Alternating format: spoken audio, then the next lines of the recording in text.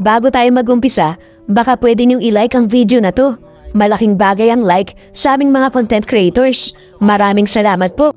Dahil naniniguro lang ang ICC na talagang merong ipapakitang totoong dokumento o pagkakilanlan ng mga taong tangkot nga doon sa arm on drugs ni dating Pangulong Rodrigo Duterte. Pero hindi nyo ba alam ang ICC kapag nalaman na peke ang dokumento ninyo na ipapakita sa kanila ay maaari kayong makulong? Kapag nga nalaman ng ICC o International Criminal Court na peke o huwad ang dokumento, isusumite ng mga isang aplikante ng biktima, ay maaaring silang managot sa ilalim ng batas ng ICC. May mga probisyon ng ICC laban sa pagsisinungaling sa korte, pagpeke ng dokumento at pagsusumite ng maling impormasyon. Ang mga gawaing ito ay tinatawag nilang Offenses Against the Administration of Justice sa ilalim ng Article 70 ng Rome Statute, na siya ay pundasyon ng ICC. Kapag napatunayan ang isang tao ay maaaring makulong at pagmultahin o mawalan ng karapatan makihalok nga sa kaso ni dating Pangulong Rodrigo Duterte. Bakit ba hinihiling ni Attorney Nicolas yung lead counsel sa depensa ni Duterte? Ang dahilan ni Attorney Nicolas, proteksyon para sa karapatan ng kanyang kliyente, si dating Pangulong Rodrigo Duterte. Ayon sa kanya, dapat daw patas ang proseso kung papayagan daw ng ICC na basta na lang natatanggapin ang mga aplikante na nagsasabi na sila ang biktima nang walang sapat na patunay, may epektuhan daw ang integridad ng kaso. Iwasan ang mga pamimeke o mga peking biktima.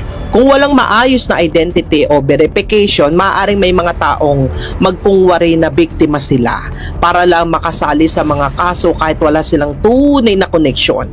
Ito ay makakasira nga sa depensa ni Duterte. At pagsisiguro ng hustisya, hindi lang para sa mga biktima ang hustisya kundi pa rin sa akusado. Kaya gusto nilang tiyakin lahat ng ebidensya ay lehitimo at maayos ang pagkakakolekta.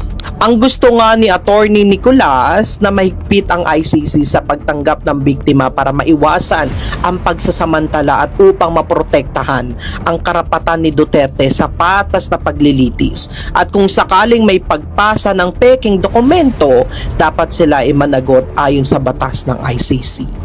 Una, naiintindihan natin ang layunin ng kampo ni dating Pangulong Rodrigo Duterte, lalo na sa sinabi ni Attorney Nicolas na gusto nilang tiyakin ang lahat ng biktima na maghain ng aplikasyon nga sa International Criminal Court o ICC ay tunay na hindi peke. Isa ang akusado at ang mga biktima ay dapat bigyan ng pantay na karapatan at proteksyon kung totoo ngang may nagpepeke ng testimonya. Malinaw na makakaepekto ito sa integridad ng kaso at pwedeng magbunga ng maling hatol o hindi makatarungang pagdidiin nga sa isang tao. Pangalawa, totoo rin ang ICC sa isang International Criminal Court ay bilang isang mataas na institusyon. May mga inaasahang antas na dokumentasyon o ebidensya para sa mga aplikante. Kaya't sinasabi ni Attorney Nicolas na dapat humingi ng national ID o pasaporte, mga dokumentong karaniwang ginagamit para sa identity verification sa buong mundo. Pero nararapat din nating unawain ang mga sentimiento ng kabilang panig, lalo na sa mga nagsasabing ito ay hindi makatao at hindi patas sa mga may hirap. Marami sa mga sinasabing biktima ng war on drug ay mula sa mga komunidad na walang sapat na access sa mga dokumentong gaya ng pasaporte o minsan kahit birth certificate para sa kanila. Tila naglalagay ito ng hadlang sa kanilang pagsasalita, sa kanilang karapatan na magbigay ng boses sa korte. Ang problema nga dito, yung balanse. Papaano natin masisiguro na hindi mapapasukan nga yung mga peking aplikante ang proseso nga sa pagkakasira doon sa kaso na yon. At the same time, hindi natin madidiscover ang patunay na biktima na walang kakayahang kumukuha ng dokumento. Dito nga, papasok ang papel ng ICC mismo. May karapatan ito'y gumawa ng kompromiso. Halimbawa, pwedeng kilalanin ng isang paraan paglalaan ng identity verification para sa mga hindi nga makakakuha ng pasaporte o mga ID. Pwede din na sa local government o NGO na tumutulong sa mga biktima, hindi kailangan puro pasaporte. Basta mapapatunayan ang totoong pagkatao, aplikante at ang koneksyon nga dito sa kaso na ito. Kung ako tatanungin, sang-ayon ako sa punto ni Attorney Nicolas na kailangan siguraduhin ang pagkakakilanlan ng mga aplikante. Mahalaga ito para sa mga integridad nga sa kaso, pero hindi dapat ito maging hadlang para sa mga mahihirap. Ang tunay na hustisya ay dapat naaabot nga lahat, hindi lang sa mga kakayahang kumuha ng papeles. Kaya dapat maghanap ng solusyon ang ICC para daw maprotektahan ang mga proseso laban sa mga pamimeke, habang binibigyan pa rin ng sapat na pagkakataon ng tunay na biktima para marinig nga ito. Sa dulo naman, ang layunin nito ay yung katotohanan nga sa hustisya, hindi dapat maging laban ng mayaman o mahirap, kundi laban sa mga tama at mali. Ito ay magiging aral sa mga gumagamit ng mahirap lang kami bilang sa hadlang na identity verification. Ang pagiging mahirap ay hindi dapat gawing palusot para maiwasan nga ang proseso sa tamang dokumento. Sa isang seryosong proseso nga doon nga sa ICC, totoo, maraming mga mahihirap na walang mga passport o national ID, pero ang paghahanap ng katotohanan at tunay na hustisya nangangailangan na katapatan at pagkakilala sa tamang proseso.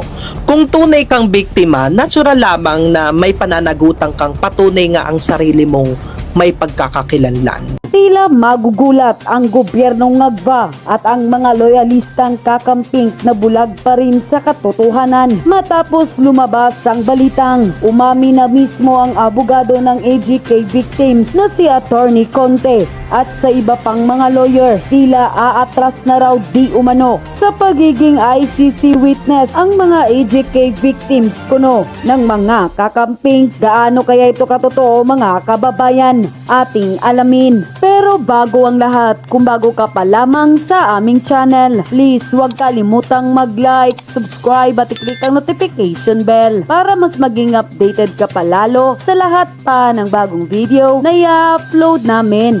At eto na nga mga kababayan, ito ang malaking magandang balita na dapat malaman ng taong bayan at tila ayaw ipalabas ng bayarang media sa publiko. Tila aatras na di umano sa pagiging testigo ang mga nasabing AGK victims laban sa dating Pangulo na si Rodrigo Roa Duterte na kasalukuyang nasa ICC Detention Center sa The Hague, Netherlands. Ayon kay Attorney Conte at sa iba pang mga lawyer ay nabubuli raw umano ang mga ICC witness, kaya raw sila ay magwi-withdraw na ng kanilang mga testimony. Ayon nga sa ilan nating mga kababayan, papaano nga raw kasi hindi daw mabubuli ang mga ipinisenta nitong mga testigo dahil peke di umano o gawa-gawa lamang daw ang kanilang itinatanim na ebidensya laban kay dating Pangulong Rodrigo Duterte. At sa madaling salita nga raw, buking na daw sila ng taong bayan at kahit kailan hindi di umano sila mananalo laban sa katotohanan. Bilang isang malaking pruweba, tulad na lamang itong kay Aling Sheila na talaga namang nagtrending sa lahat ng social media platform dahil ang kanyang anak di umano nasawi raw dahil sa AGK. Pero matalino na ang taong bayan dahil natuklasan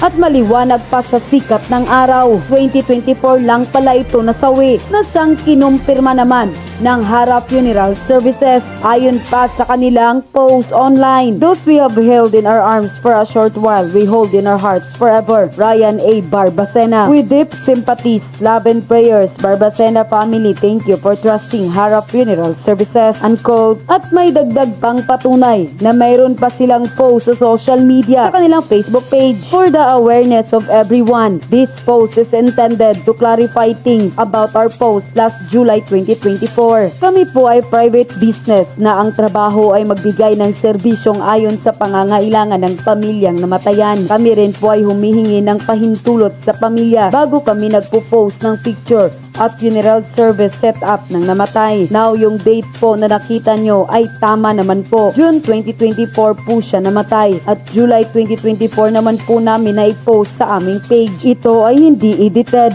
Si Mr. Barbacena po ay namatay sa hospital at reported ito sa Caloocan City Police. Sa mga nagsasabi pong baka i-delete namin yung post, huwag po kayong mag-alala, wala po kaming i-delete. Kung mawala man po ang post namin na ito or ang page namin yon, ay dahil tinake down or nireport ito ng mga anti-Duterte. Inuulit po namin, kami po ay pribadong business. Yung phone numbers na nakikita nyo po sa tarpaulin ng namatay ay business phone numbers po namin at hindi po personal phone numbers ng pamilya. Sa mga nagpe-personal message po sa aming page, wala po kami sa posisyon para sumagot sa mga tanong dahil kami po ay nag-render lang ng funeral service sa namatay. Kung kailangan nyo po ng konkretong sagot, magtungo po kayo sa police station na nakakasakop sa area. We stand for what is right. Maraming salamat po.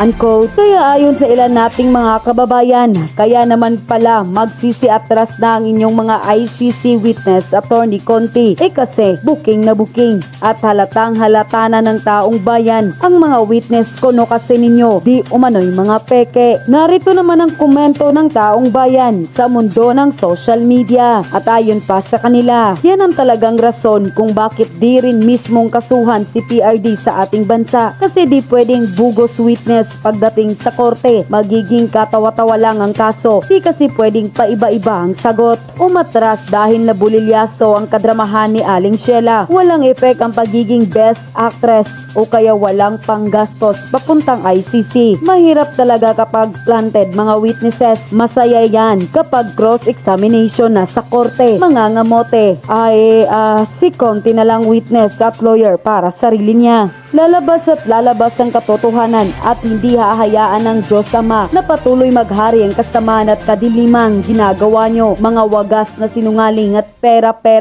lang yan. Mahirap panindigan ng mga gawa-gawang kasinungalingan pagdating sa korte. Ang mga lawyer ay seasoned liar, kasamas pinag-aralan nila kung papaano magsinungaling at kung papaano hulihin ang isang nagsisinungaling. Nabubuli o natatakot na dahil pag sila nasa korte, madaling hulihin at tanimbangkay lang talaga ginawa nyo. Baka kayo din mismo, attorney, na may konti ang nagpaatras sa kanila at kunwari lang na sila yung umatras para di naman kahihiyan sa inyong mga pinklawan. Unquote. May binabanggit nga ang abogado ni dating Pangulong Rodrigo Duterte doon nga sa ICC. Ang binabanggit ni Nicolas Cotman na siyang lead counsel ng pangunahing abogado sa depensa ni dating Pangulong Rodrigo Duterte sa kaso niya sa International Criminal Court ay may kinalaman nga sa mga biktima na gustong magsampa nga ng aplikasyon o testimonya labang kay Duterte bilang bahagi ng kaso ng Crimes Against Humanity o kaugnay sa war on drugs. Ano nga ba ang hinihiling ng defense team ni dating Pangulong Rodrigo Duterte? Magpatubad daw na mahigpit na proseso ng identity verification para sa mga biktima na gustong maging bahagi ng kaso. Huwag lang daw umaasa sa mga pahayag ng permado ng dalawang testigo bilang patunay na pagkakakilanlan. Sa halip dapat daw humingi ng opisyal na dokumento tulad ng national ID o pasaporte upang masigurong totoo ang pagkakilanlan ng mga aplikante. Bakit nga ba ito mahalaga? Ayon nga kay Attorney Nicolas, lead counsel ng pangunahing abogado sa depensa ni dating Pangulong Rodrigo Duterte, kung hindi mahigpit ang proseso na maaaring magkaroon daw ng pamimeke ng dokumento, maling pagkakakilanlan o mga false victim na maglalabas ng kwento na hindi naman daw totoo. Kaya gusto nilang siguraduhin na lahat na magsusumite ng mga testimonya ng lehitimo upang hindi maepektuhan daw yung karapatan ng depensa sa isang patas na paglilitis. Ang gusto nga ni Attorney Nicolas ay tiyakin lahat ng biktima ay isasali nga sa ICC. Sa kaso ay lehitimo at totoong may connection nga doon sa kaso na yon sa pamamagitan ng opisyal na dokumento ng pagkakakilanlan upang daw maiwasan ang pamimeke ng dokumento ng mga ebidensya laban sa kanyang kliyente na si Duterte. Nalaman nga ito ni Attorney Cristina na isang ICC assistant dito sa Pilipinas, na isang counsel nga ng ICC, ay hindi daw ito makatao. Unang-una sa lahat, kapag daw may passport, para lang daw ito sa mga mayayaman na tao. Pero iba-iba mga sinasabi ng mga netizen dahil naniniguro lang ang ICC na talagang merong ipapakitang totoong dokumento o pagkakilanlan ng mga taong tangkot nga doon sa arm on drugs ni dating Pangulong Rodrigo Duterte. Pero hindi nyo ba alam ang ICC kapag nalaman na peke ang dokumento ninyo na ipapakita sa kanila ay maaari kayong makulong. Kapag nga nalaman ng ICC o International Criminal Court na peke o huwad ang dokumento isusumite ng mga isang aplikante ng biktima, ay maaaring silang managot sa ilalim ng batas ng ICC. May mga probisyon ng ICC laban sa pagsisinungaling sa korte, pagpeke ng dokumento at pagsusumite ng maling impormasyon. Ang mga gawaing ito ay tinatawag nilang offenses against the administration of justice sa ilalim ng Article 70 ng Rome Statute, na siya ay pundasyon ng ICC. Kapag napatunayan ang isang tao ay maaaring makulong at pagmultahin o mawalan ng karapatan makihalok nga sa kaso ni dating Pangulong Rodrigo Duterte. Bakit ba hinihiling ni Attorney Nicolas yung lead counsel sa depensa ni Duterte? Ang dahilan ni Attorney Nicolas, proteksyon para sa karapatan ng kanyang kliyente, si dating Pangulong Rodrigo Duterte. Ayon sa kanya, dapat daw patas ang proseso kung papayagan daw ng ICC na basta na lang natatanggapin ang mga aplikante na nagsasabi na sila ang biktima nang walang sapat na patunay, may epektuhan daw ang integridad ng kaso. Iwasan ang mga pamimeke o mga peking biktima. Kung walang maayos na identity o verification, maaaring may mga taong magkungwari na biktima sila para lang makasali sa mga kaso kahit wala silang tunay na koneksyon. Ito ay makakasira nga sa depensa ni Duterte. At pagsisiguro ng hustisya, hindi lang para sa mga biktima ang hustisya kundi pa rin sa akusado. Kaya gusto nilang tiyakin lahat ng ebidensya ay lehitimo at maayos ang pagkakakolekta.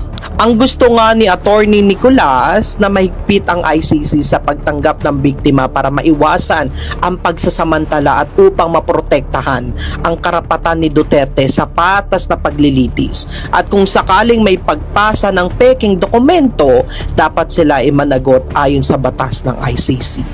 Una, naiintindihan natin ang layunin ng kampo ni dating Pangulong Rodrigo Duterte, lalo na sa sinabi ni Attorney Nicolas na gusto nilang tiyakin ang lahat ng biktima na maghain ng aplikasyon nga sa International Criminal Court o ICC ay tunay na hindi peke.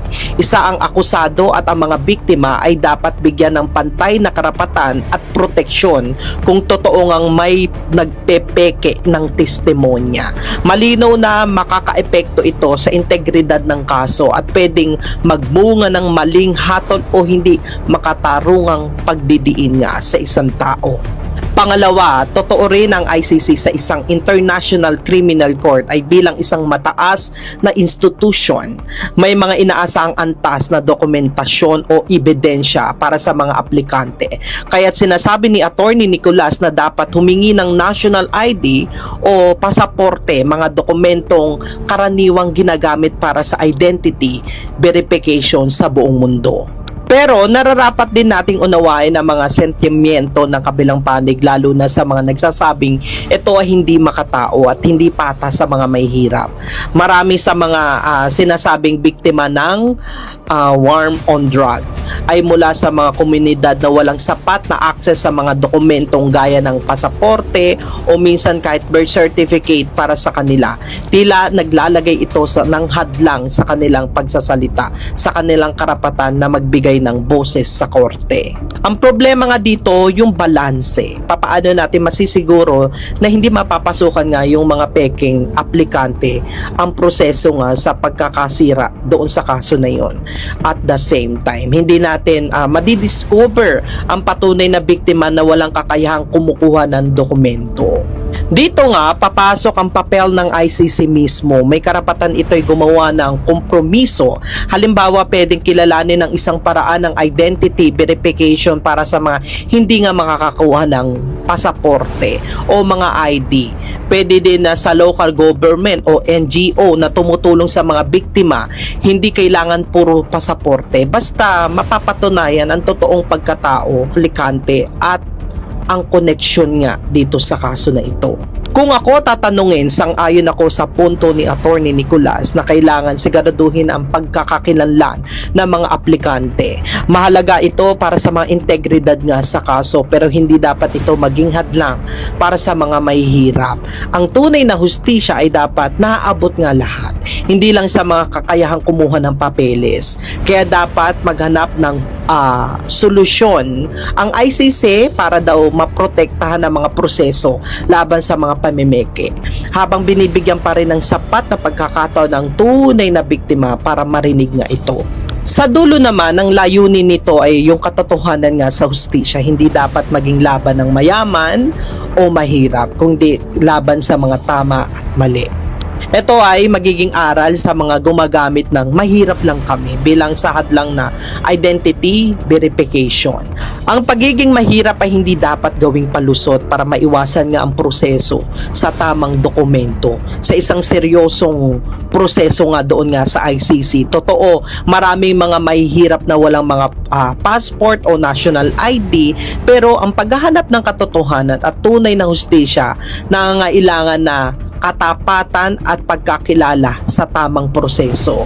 Kung tunay kang biktima, natural lamang na may pananagutan kang patunay nga ang sarili mong may pagkakakilanlan. Hindi dahil sa pagdududa, kundi bilang proteksyon nga sa buong proseso ng hustisya. Kapag may tumatanggi o may humahadlang nga sa sistemang ito ng identity verification, parang sinasabi na lang okay lang na magsinungaling sa iba para lang makasali nga sa kaso. Alam ninyo, delikado ito dahil binubuksan nito ang pinto ng mga pamimeke, panlilinlang at maling pagkakakulong ng mga taong maaaring inosente. Alam ninyo, sa batas ng ICC, mas malalim ang kahulugan nito.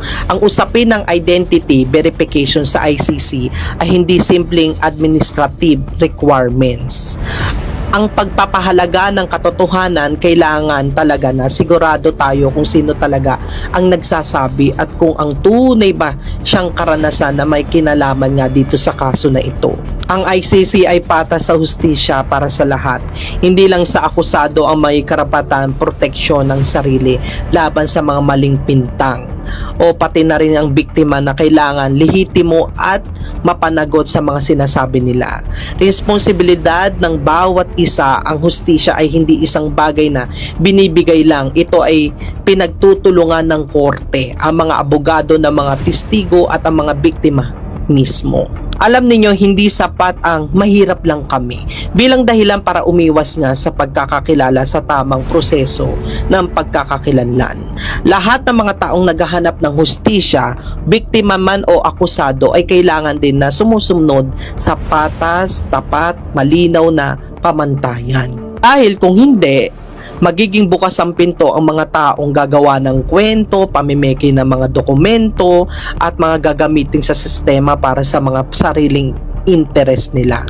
Tandaan natin, ang hustisya ay hindi lang damdamin ng batayan, kundi ang katotohanan at ang pagkakakilala kung sino talaga ang nagsasabi at sinong unang hakbang para makarating nga tayo roon. Kaya maraming salamat. Dapat mayroon kayong matutunan sa ganitong sitwasyon.